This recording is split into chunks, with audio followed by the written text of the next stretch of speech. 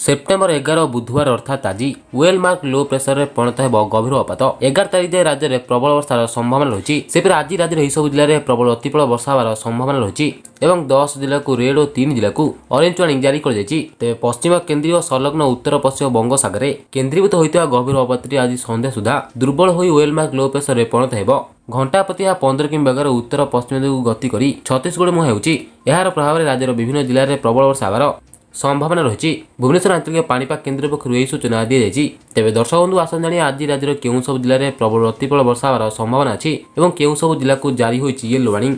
बास्ता पूर्व वीडियो को लाइक करा सहित कोईपरी वीडियो चाहूले सब्सक्राइब करी बेल आइकन को दबाई रखिए। पाणीपाग केन्द्र सूचना अनुसार लघुचाप प्रभाव राज्य में वर्षा जारी रही। आज सकाल 8:30 सुधा 10 जिला को रेड वार्निंग जारी कर आसंता काली सकाल 8:30 सुधा 3 जिला को ऑरेंज वार्निंग जारी कर तेज रेड वार्निंग जारी कर जिला गुड़िक है गंजाम, कंधमाल, नयगड़, खोर्धा, बलांगीर, बौद्ध, मालकानगिरी, कोरापुट, नवरंगपुर और पुरी। सेहीपरि ऑरेंज वार्निंग जारी कर जिला गुड़िक है बरगड़, नुआपड़ा और झारसुगुड़ा। यह व्यतीत बलांगीर, सोनपुर, संबलपुर और सुंदरगढ़ जिला को येलो वार्निंग जारी कर पाणीपाग केन्द्र। यह जिले में 7 ରୁ 11 सेमी पर्यंत वर्षा होपे।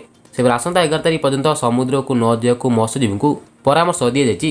धामरा, पारादीप, पुरी और गोपालपुर पोर्ट को 3 नंबर विपद संकेत जारी कर प्रबल वर्षार संभावना थी जिलापाल को सतर्क रहा निर्देश देते स्वतंत्र रिलीफ कमिशनर। तेज दर्शक बंधु जहाँकि आज लेटेस्ट पाणीपाग अपडेट जहाँ जाना पाइले तेज भिडियो को लाइक और चैनल को सब्सक्राइब करनी।